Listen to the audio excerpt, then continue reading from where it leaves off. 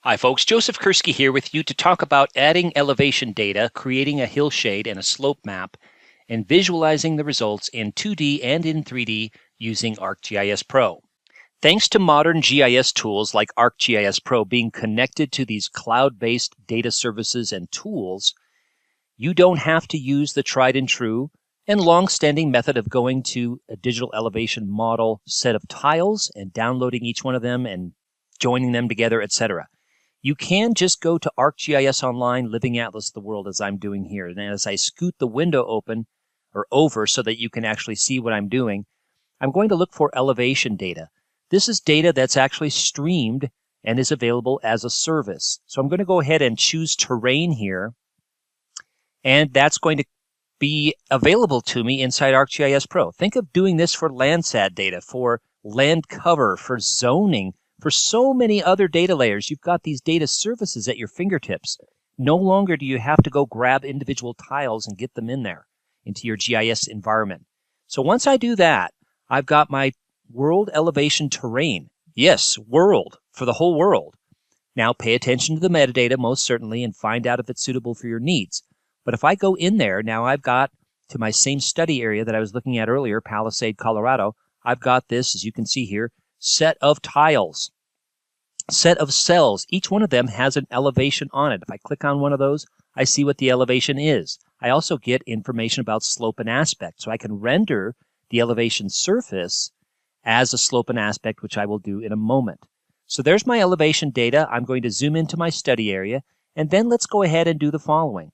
Let's go to processing, data processing templates, and let's process that elevation data as a gray shade hillshade. Okay, so let's go ahead and do that. Processing templates, gray shade, hillshade. And there it is. It renders the elevation surface. I'm going to zoom in so you can see what the amazing resolution is here. And this isn't even the multidimensional hillshade, which was another choice. But I've got this gray shade hillshade, and I can adjust the azimuth and the angle of the sun, etc. I just took the defaults from the northwest at a certain angle above the horizon. I believe it's 45. Now I can really see Mount Garfield, the Grand Valley, the Book Cliffs. And now I've just created a aspect.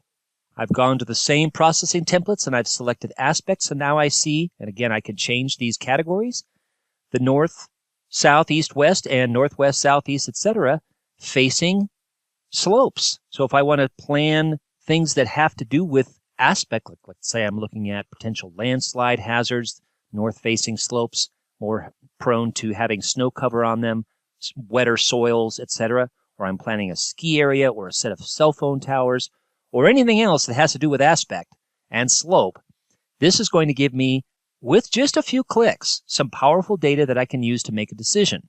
So now what I've done is I'm going to go ahead and go back to the terrain here, zoom in to the southeast side of Mount Garfield, and I'm going to export that piece of terrain into a local file.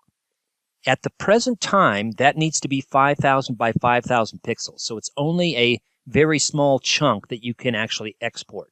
If you want a larger area locally, then some of those methods I mentioned earlier, going to the USGS nationalmap.gov site and other hub and library sites, might be the better option. But if I just want to clip out a little piece of the elevation data and have it locally, I'm going to go to the southeast corner or side of this lovely landform, Mount Garfield, and I'm going to zoom in so that my rows and columns are less than 5,000. Current display, I'm going to scroll down, that's looking good right there. I'm going to go ahead and export that. What do I have as a result? I've got that elevation data now on my own device, and I can do additional things with it. Make slope maps, aspect maps, calculate other things based on that data. So let's take a look at the raster layer that is now local. You can see it's just a little piece of the Earth's surface as opposed to that terrain that's coming in as a global data service. So we've done a few things. We've added data, elevation data. We've created a slope and an aspect map from that data. We've exported a little piece of that terrain data. Let's do one more thing before we split up today. Let's change the color rendering on that so that's a little more easily understandable in terms of the slope. Now I can see the slope greenish for the higher slopes and a aqua for the lower slopes. Here I've got it in a light to dark greenish. So the light colors are low slopes and the darker colors are the higher slopes. I like that better. It's more easily understood.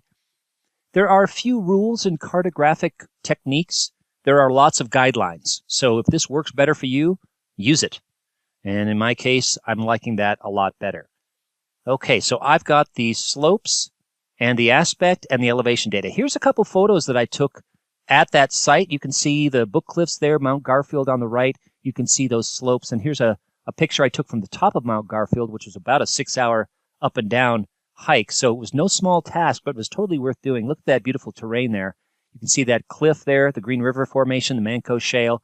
Now I see what the ground looks like at that spot. So why don't we go ahead and, this is another powerful thing about ArcGIS Pro, you can add a 3D scene side by side with your 2D views. So I'm going to go ahead and add a local scene, and then I'm going to rotate that and tilt that. So I'm visualizing the data, the terrain, but I also have those derivative layers like slope and aspect that I can drape on top of that, which I'll illustrate here in a moment.